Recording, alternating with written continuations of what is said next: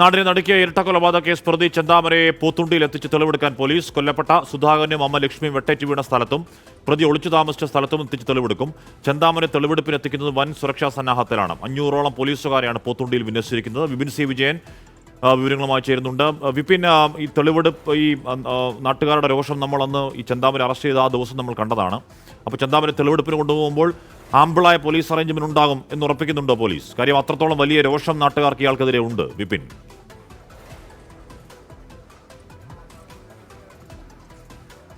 അശ്വി, തീർച്ചയായും അതുകൊണ്ട് തന്നെയാണ് ഈ അസാധാരണമായിട്ടുള്ള ഒരു സുരക്ഷ ഇതുമായി ബന്ധപ്പെട്ട പോലീസ് ഒരുക്കുകയും ചെയ്തിരിക്കുന്നത്. അല്പസമയത്തിനകം തന്നെ ഇപ്പോൾ ഫിയൂർ സെൻട്രൽ ജയിലിലുള്ള ചെന്താമരയെ ആലത്തൂർ ഫസ്റ്റ് ക്ലാസ് മജിസ്ട്രേറ്റ് കോടതിയിലേക്ക് ഹാജരാക്കും. അതിനുള്ള ഇവിടെ നിന്നുള്ള പോലീസുകാർ ഇപ്പോൾ ഫിയൂർ സെൻട്രൽ ജയിലിലെത്തി അവിടെ നിന്നും ഇങ്ങോട്ടേക്ക് വന്നുകൊണ്ടിരിക്കുന്നു എന്നുള്ളതാണ് ഏറ്റവും ലാസ്റ്റ് കിട്ടിയിരിക്കുന്ന ഒരു അപ്ഡേഷൻ ഉള്ളത്. ഇവിടെ കോടതി നടപടികൾ ഇതിനോടകം തന്നെ ആരംഭിച്ചു കഴിഞ്ഞിട്ടുണ്ട്.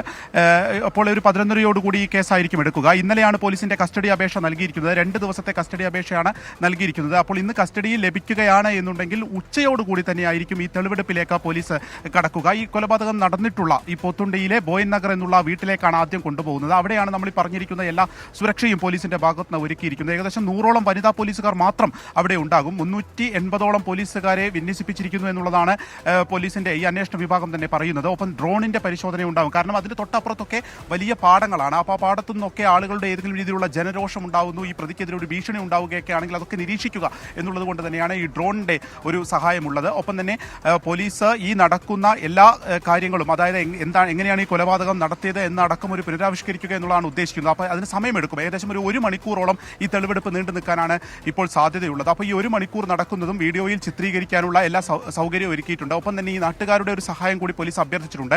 6 പേർ ഇയാൾ പറയുന്ന കാര്യങ്ങൾ അത് വസ്തുതാപരമാണോ എന്നൊക്കെ പരിശോധിക്കുന്നതിന് വേണ്ടി 6 നാട്ടിലുള്ള ആ പ്രദേശവാസികൾ, ആ പരിസരത്തെക്കുറിച്ച് കൃത്യമായി അറിയുന്ന 6 പേരുടെ സഹായം കൂടി ഉണ്ടായിരിക്കും. ഇന്ന് ഉച്ചയോടുകൂടി ഏകദേശം ഒരു 12-12:30 തന്നെ ഈ തെളിവെടുപ്പിലേക്ക് കടക്കാൻ പോലീസ് ഉദ്ദേശിക്കുന്നു. അങ്ങനെയാണെങ്കിൽ ഉച്ചയ്ക്ക് ശേഷം ഈ കേസിൽ ഏറ്റവും പ്രധാനപ്പെട്ട തെളിവെടുപ്പ് പൂർത്തിയാകുകയും ചെയ്യും. പിന്നീട് നാളെയാണ്, അതായത് ഈ എളവഞ്ചേരി എന്നുള്ള പ്രദേശത്ത് നിന്നാണ് ഈ ആയുധങ്ങൾ വാങ്ങിയിരിക്കുന്നത് എന്നുള്ളതാണ് ചെന്താമരയുടെ മൊഴി. അങ്ങനെയാണെങ്കിൽ എളവഞ്ചേരിയിൽ എത്തിച്ച് നാളെ ഒന്നുകൂടി ഒരു തെളിവെടുപ്പ് കൂടി നടക്കും.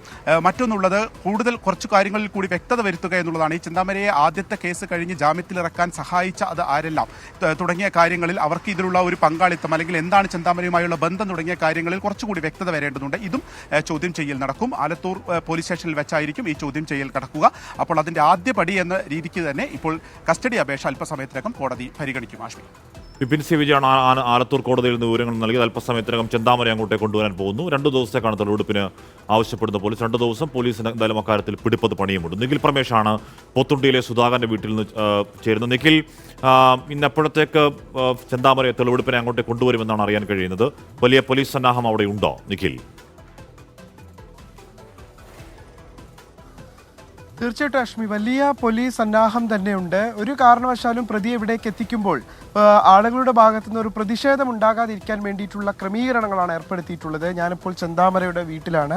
ഇതിന് സമീപത്ത് തന്നെ സുധാകരൻ്റെ വീട്. ഈ 2 ഭാഗങ്ങളിലും തെളിവെടുപ്പുണ്ടാകും. ഇതിന് മധ്യത്തിലായാണ്, അതായത് ഒരു വീട്ടിൽ നിന്ന് നോക്കിയാൽ കാണുന്ന തരത്തിൽ ഒരു മതിലിനപ്പുറം നടന്ന സംഭവമാണ്. സ്വാഭാവികമായിട്ടും ഈ ഭാഗത്ത്, അതായത് ഈ മൃതദേഹങ്ങൾ വന്നു വീണ ഇടത്താണ് ഈ അന്ന് സംഭവിച്ച ആ കൊലപാതകത്തിന്റെ രീതി ഒന്ന് പുനരാവിഷ്കരിച്ചുകൊണ്ടുള്ള ഒരു തെളിവെടുപ്പായിരിക്കും നടക്കുക എന്ന് ഈ കേസിൽ അന്വേഷണ ഉദ്യോഗസ്ഥർ നേരത്തെ തന്നെ വ്യക്തമാക്കിയിരുന്നു. കാരണം പോലീസിനെ സംബന്ധിച്ചിടത്തോളം ഈ പ്രതി വീണ്ടും ജയിലിലേക്ക് എത്തുമ്പോൾ കോടതിയിൽ സമർപ്പിക്കേണ്ടുന്ന കുറ്റപത്രം അത്രമേൽ കുറ്റമറ്റതായിരിക്കണം. ഈ സമൂഹം ആവശ്യപ്പെടുന്നത് പോലെ, നിയമം അനുശാസിക്കുന്നത് പോലെ ഏറ്റവും ഉയർന്ന ശിക്ഷ ഈ പ്രതിക്ക് നൽകണമെങ്കിൽ ഏറ്റവും കരുത്തറ്റ ഒരു കുറ്റപത്രം നൽകണം. അതുകൊണ്ട് തന്നെ ഒരു പഴുതുമില്ലാത്ത തരത്തിൽ ഈ കൊലപാതക കുറ്റം തെളിയിക്കാൻ വേണ്ടി ഒരു പുനരാവിഷ്കരണം ഉണ്ടാകും. അത് ഈ സ്ഥലത്ത് വെച്ചായിരിക്കും, അതായത് ചെന്താമരയുടെ വീടിന് തൊട്ട് താഴെയുള്ള മൃതദേഹങ്ങൾ കിടന്നിരുന്ന സ്ഥലത്ത് വെച്ചായിരിക്കും ഒരു പുനരാവിഷ്കരണം നടക്കുക. അതായത് ഈ സുധാകരനെയും അടപ്പുന്ന അമ്മ ലക്ഷ്മിയും കൊലപ്പെടുത്തിയ രീതി പ്രതിയെ കൊണ്ട് ആവിഷ്കരിക്കുന്ന രീതിയിലായിരിക്കും കൊലപാതകം ഉണ്ടാകും. ഇതിൻ്റെയൊക്കെ വീഡിയോ ചിത്രീകരണവും ഡ്രോൺ ചിത്രീകരണവും ഉണ്ടാകും.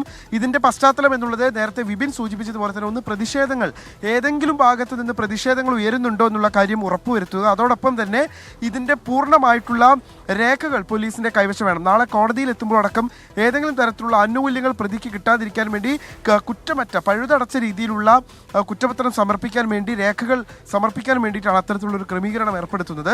അപ്പോൾ ഏതാണ്ട് 12:30 മണിയോടുകൂടി മറ്റു നടപടികളൊക്കെ പൂർത്തിയാക്കി പോത്തുണ്ടിയിലേക്ക് മൃതദേഹം ക്ഷമിക്കണം, ഈ പ്രതിയെ എത്തിക്കുമെന്നുള്ളതാണ് നമ്മൾ മനസ്സിലാക്കുന്നത്.